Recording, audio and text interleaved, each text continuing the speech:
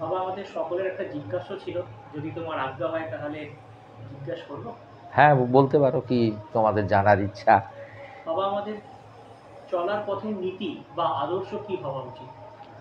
আমাদের চলার পথে নীতি বা আদর্শ হওয়া উচিত মানব নীতি, মানব আদর্শ।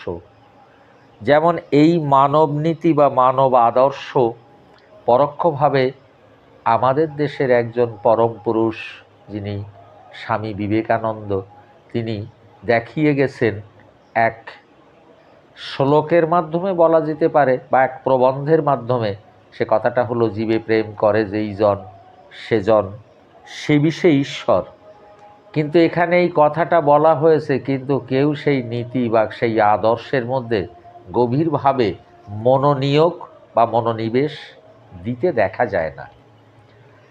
যদি তা দেখা যেত, তাহলে কি সারা পৃথিবীতে সংঘাত, লড়াই, মানুষে মানুষে হানাহানি, মানুষে মানুষে বিদ্বেষ, মানুষে মানুষে প্রতিহিংসা, প্রতিবন্ধকতার মধ্যে দিয়ে এ দেশ দখল করবে, ও দেশ দখল করবে, এ ওর সঙ্গে যুদ্ধ করবে, ও অস্ত্র বানাবে, ও মানুষকে হত্যা করবে, এই নীতি, এই আদর্শ কি মানুষের মধ্যে ছড়াতো? আমরা যদি কখনো চিন্তা করতাম, আমরা যদি কখনো ভাবতাম যে স্রষ্টা এই পৃথিবীকে সৃষ্টি করেছেন, আমাদেরকেও স্রষ্টা সৃষ্টি করেছেন, আমরা এই পৃথিবীর এক পরিবার, এক অন্নভুক্ত, এক মাটির উপরে দাঁড়িয়ে এক প্রভুত্বের শিকার হয়ে আমরা চলছি, তার প্রমাণস্বরূপ দেখো, সারা পৃথিবীতে সবাইকে রক্ষা করছে কে? সূর্য একটাই। সারা পৃথিবীতে সবার মধ্যে যে বায়ু সম্প্রসারিত হচ্ছে, সেটাও একটা। সারা পৃথিবীতে যে মাটির উপরে আমরা চলছি, সেও এক।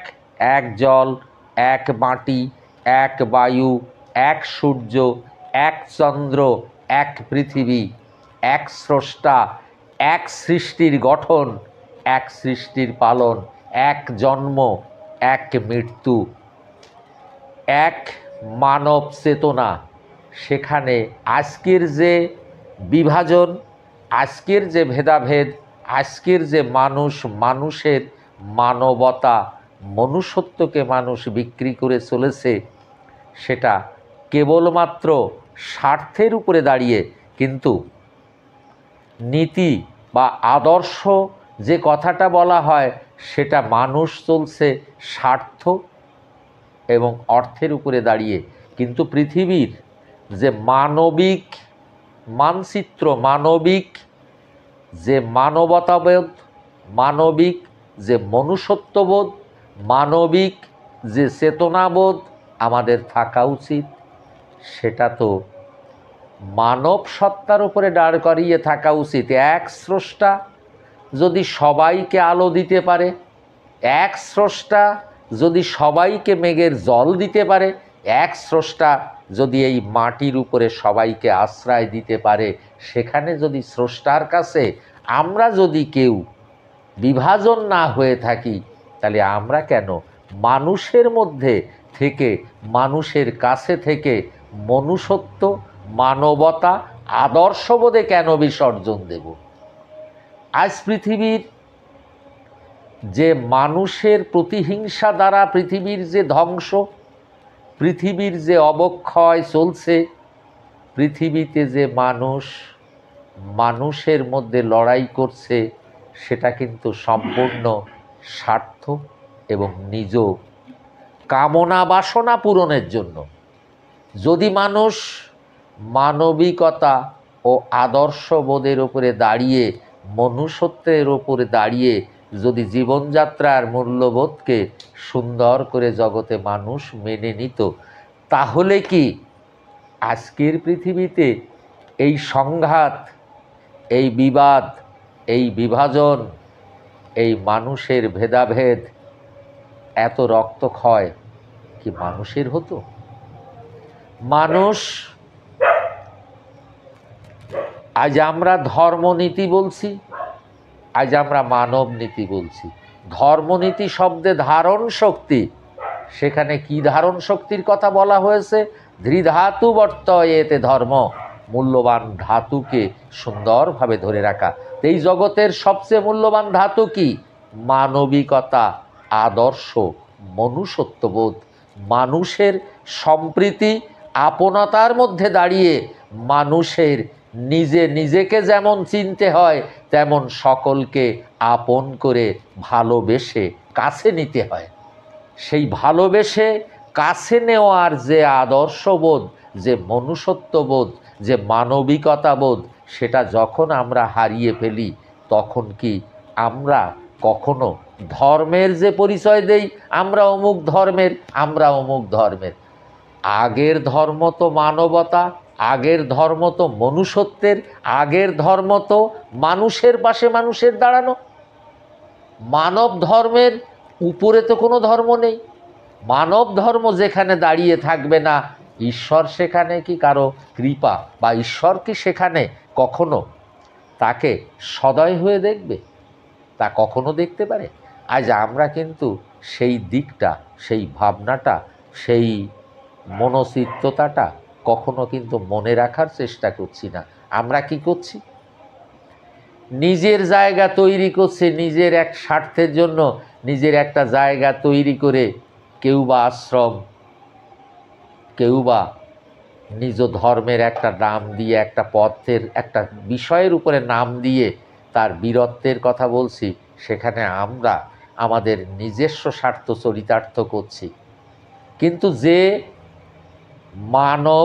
মানবিকতার উপরে দাঁড়িয়ে জগৎকে পরিচালনা করলে প্রতিহিংসা থাকবে না, প্রতিবন্ধকতা থাকবে না, প্রতিকূলতার মধ্যে মানুষের জীবনযাত্রার মূল্যবোধ এক সুন্দরভাবে চলবে, সেই জায়গাটাই আমরা কখনো ভাবছি না। একটা সময় ইতিহাস বলছে যুদ্ধে অনেক মানুষের রক্তক্ষয় হয়েছিল, সম্রাট অশোক তাই অশোকের স্তম্ভ তৈরি করেছিল, শান্তির প্রতীক তৈরি করেছিলেন। কিন্তু আমরা যদি ভেবে নিতে পারি সেটা কি শান্তির প্রতীক হয়েছিল? যদি শান্তির প্রতীক হতো তাহলে এত যুদ্ধ কেন, এত সংঘাত কেন, এত বিভাজন কেন? যে দেশের বুক থেকে যে শান্তির প্রতীকটা তৈরি হলো, সেই দেশের বুকে কেন মানুষের সম্প্রীতি নেই? কেন মানুষের মানবিকতা বোধ নেই? কেন মানুষের মনুষ্যত্বের জায়গায় এত রক্তক্ষয়, এত বিভাজন, এত ভেদাভেদ? আজ আমরা সবটাই ভুলে যাই। স্বামীজির কথা ভুলে গেছি, সম্রাট অশোকের কথা ভুলে গেছি, মাদার টেরিজা যিনি সবার পাশে বিপদের সময়, বড় দুর্যোগের সময় পাশে দাঁড়িয়ে বুঝিয়ে গেছেন মানব ধর্ম বড় ধর্ম, মানব চেতনা বড় চেতনা, মানব আদর্শ বড় আদর্শ। সমকালে বিপদকালে মানুষের পাশে দাঁড়িয়ে মানুষকে রক্ষা করতে হয়। আজ সেই মানুষের পাশে আমরা না দাঁড়িয়ে মানুষকে ঘৃণা করে, মানুষকে ভেদাভেদ করে, মানুষের প্রতি প্রতিহিংসা দিয়ে আমরা ঈশ্বরের কথা বলছি, আমরা ভগবানের কথা বলছি, নানান বইয়ের প্রসঙ্গত উপমা দিয়ে আমরা নানান ছলনা, নানান কথা, নানান উপদেশ দিয়ে চলেছি। কোনোটাই কি আমাদের সঠিক পথের প্রতিবন্ধকতায় আসছে? কোনোটা কি মানব মূল্যবোধের এক বিশেষ জায়গায় দাঁড় করানো যাচ্ছে? সবটাই তো শুধু স্বার্থ আর নিজয়ে। সারা পৃথিবীতে দেখো তাকিয়ে, একের পর এক একটা জাতি তৈরি হয়েছে, একটা বিভাজন পথ তৈরি হয়েছে, কিন্তু জাতি মানব, সেই মানব জাতি ভাবেনি, মানুষের একটা পথ তৈরি করে তাকে জাতি বলছে। সেখানেও দেখো ব্যাখ্যা সঠিক নয়। মানুষ, সবাই তো মানুষ, সবাই তো মানব জাতি। সেখানে কেউ বলছে মুসলিম জাতি, কেউ বলছে খ্রিস্টান জাতি, কেউ বলছে বৌদ্ধিস্ট জাতি, কেউ বলছে জৈন জাতি, কেউ বলছে হিন্দু জাতি। কিন্তু তা হবে কেন? মানুষ হবে মানুষ, মানুষ হবে মানব জাতি। আমরা এক পরিবার, স্রষ্টা পরিবার। আমাদের এক মহান স্রষ্টা আমাদের সৃষ্টি করেছে। সেই মহান স্রষ্টার সৃষ্টি যদি সবাই আমরা হই, সবাই আমরা যদি এক হই, সেক্ষেত্রে বিভাজন কি থাকতে পারে? সেক্ষেত্রে ভেদাভেদ কি হতে পারে? হয়তো কর্মগুণে মানুষের কর্মের পরিবর্তন, কর্মের নানা দিশা, নানা পথ, নানা দৃষ্টান্ত মানুষের মধ্যে থাকতে পারে, কিন্তু সেই মানুষের কর্মের জন্য ভেদাভেদ হবে কেন? কর্মের প্রয়োজনে, জগতের প্রয়োজনে, জাগতিক কারণে এক এক জনার এক একটা কর্ম হতে পারে। কেউ জীবনে পড়াশুনো শিখে শিক্ষক হয়েছেন, কেউ জীবনে পড়াশুনো শিখে বড় ডাক্তার হয়েছেন, কেউ জীবনে পড়াশুনো শিখে বিজ্ঞানী হয়েছেন, কর্মময় জীবনে কেউ চাষি, কেউ লেখক। কর্মের ভেদাভেদ, কর্মের পার্থক্যতা নয়, কর্মের পথ, সেটা ভেদাভেদ নয়। মানুষের ভেদাভেদ কোথায়? প্রতিহিংসায়। মানুষের ভেদাভেদ কোথায়? একে অন্যকে ছোট বড় করা। মানুষের ভেদাভেদ কোথায়? একে অন্যকে ঘৃণা করা।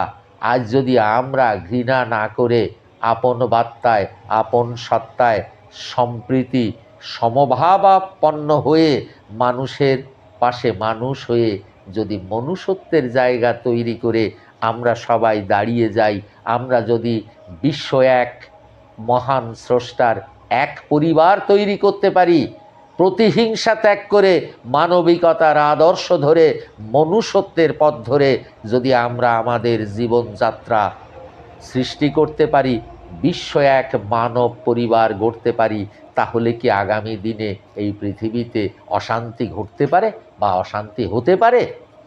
আজ আমরা সেই দিকটা সকলে যদি এক মনে, কায়ে মনোবাক্যে ঈশ্বরের কাছে প্রার্থনা করি, সবাই যদি সবার আপন হয়ে চলতে পারি, তাহলে আগামী দিনে এই পৃথিবীতে শান্তি আসবে। পৃথিবীর অশান্ত পৃথিবী শান্ত হবে, পৃথিবীর দুর্বার অশান্ত গতি থেমে যাবে, শান্তির দুর্বার গতি সারা পৃথিবীতে সবাইকে আপন করে রাখবে। আজকের বক্তব্য এখানে এইটুকু।